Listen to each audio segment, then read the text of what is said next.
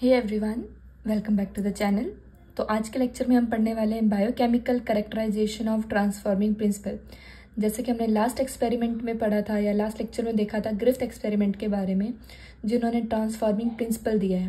तो आज हम देखेंगे वो ट्रांसफॉर्मिंग प्रिंसिपल है क्या, कौन सा ऐसा मॉलिक्यूल है जो कि ट्रांसफॉर्मिंग प्रिंसिपल की तरह एक्ट करता है। तो इस एक्सपेरिमेंट को परफॉर्म किया 3 साइंटिस्ट ने। उन तीनों साइंटिस्ट के नाम मेंशन कर लेते हैं। तीनों के नाम बहुत इंपॉर्टेंट है। तो वो तीनों साइंटिस्ट कौन कौन है? सबसे पहले ऑसवाल्ड एवरी, ऑसवाल्ड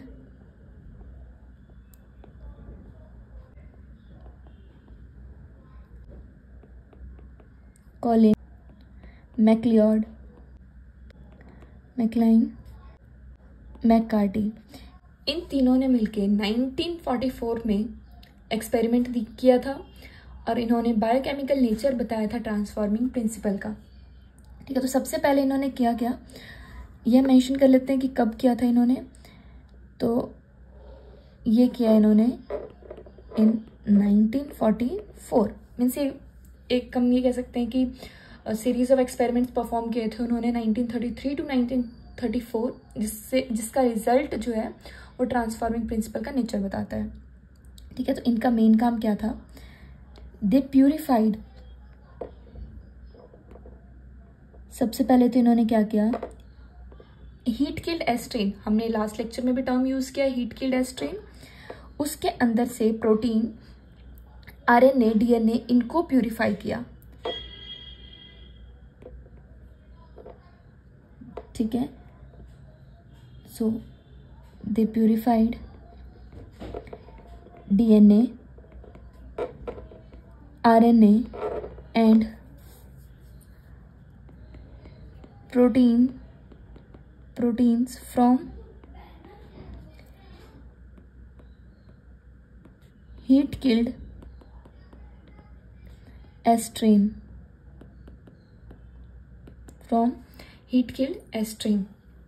देन उन्होंने क्या किया, अब देखो ये एक टेस्ट ट्यूब ले रहे हैं हम। इस टेस्ट ट्यूब के अंदर सारी चीज़ें रखी है उन्होंने। इस टेस्ट ट्यूब के अंदर उन्होंने सारी चीज़ें रखी है, जैसे कि यहाँ पे है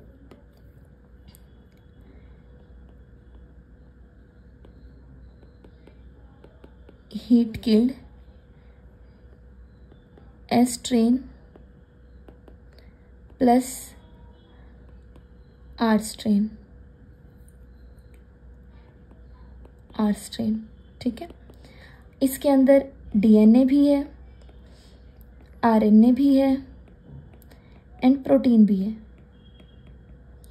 ठीक है, अब इसको इन्होंने क्या किया, इस वाले को अलग अलग एंजाइम्स के साथ ट्रीट किया है। अलग अलग एंजाइम्स के साथ ट्रीट करने का क्या मतलब है कि इसके अंदर इन्होंने एक बार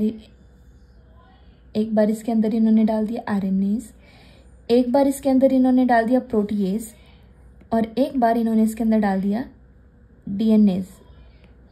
ठीक है, यहाँ पे 3 चीज़ें अलग अलग करी है। सबसे पहले में इन्होंने क्या डाला, इसमें डाल दिया प्रोटीएज।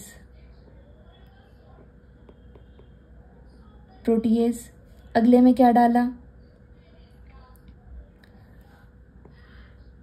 सबसे पहले वाले में डाला प्रोटीएज, देन आरएनएज,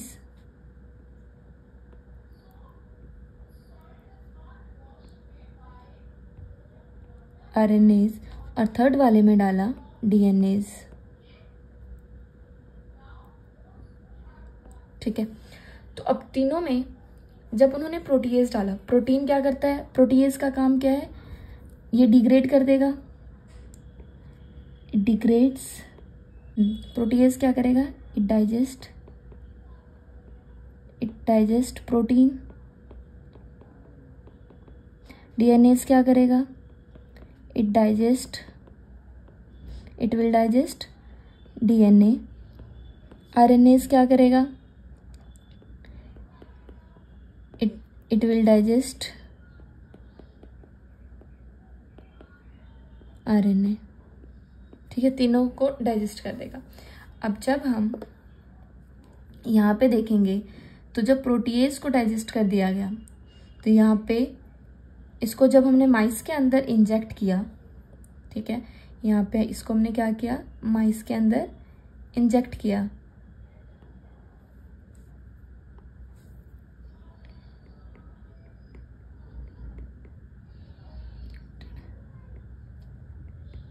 इनटू माइस,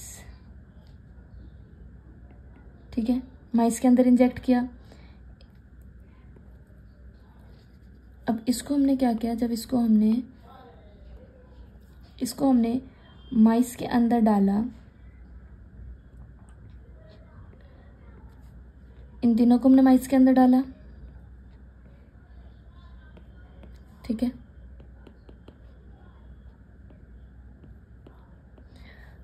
तो माइस के अंदर डालने से हमें इस केस में पता लगा कि माइस की डेथ हो रही है, माइस डाई।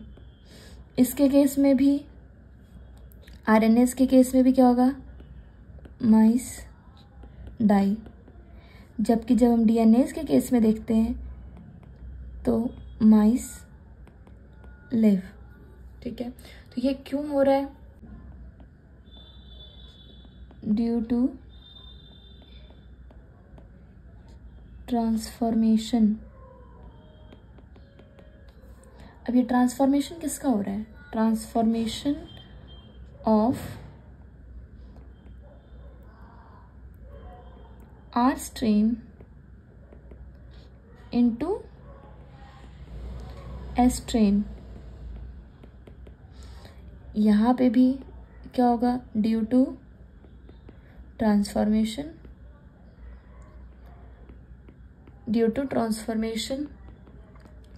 जबकि इसके केस में नो ट्रांसफॉर्मेशन, यहाँ पे कोई ट्रांसफॉर्मेशन नहीं हो रहा, ठीक है। So this experiment shows that DNA is responsible for transformation.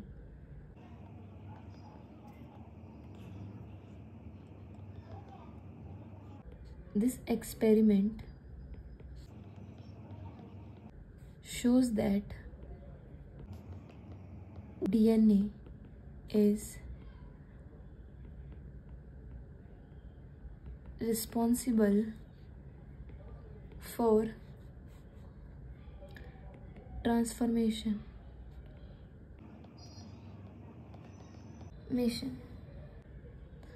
So if we talk about conclusion, तो conclusion क्या है इसका, conclusion that DNA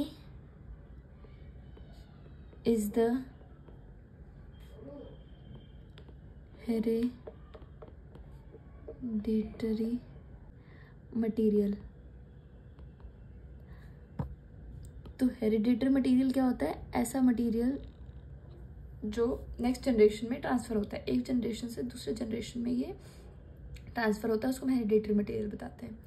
तो इस पूरे एक्सपेरिमेंट से ये कंक्लूजन निकला कि जो ग्रिफ्थ ने अपने एक्सपेरिमेंट में ट्रांसफॉर्मिंग प्रिंसिपल टर्म यूज़ किया था जिस मटेरियल के लिए, वो ना तो प्रोटीन है ना आरएनए, वो डीएनए ही हीट किल्ड एस स्ट्रेन से आर स्ट्रेन में ट्रांसफ़र हुआ, जिसकी वजह से आर स्ट्रेन जो है वो कन्वर्ट हो गया एस स्ट्रेन में और बैक्टीरिया के डेथ के लिए रिस्पॉन्सिबल था, बैक्टीरिया में इन्फेक्शन कॉज किया। तो ये था आज की वीडियो में। नेक्स्ट जो टॉपिक होगा हमारा वो होगा हार्शे-चेज एक्सपेरिमेंट। इस एक्सपेरिमेंट के बाद भी कुछ साइंटिस्ट ऐसे थे जो कि डीएनए को हेरिडिटी मटेरियल या फिर जेनेटिक मटेरियल मानने के लिए तैयार नहीं थे। तो हार्शे एंड चेज आए, उन्होंने अनइक्विवोकल प्रूफ दिया कि डीएनए ही जेनेटिक मटेरियल है। तो वो हम नेक्स्ट लेक्चर में पढ़ेंगे।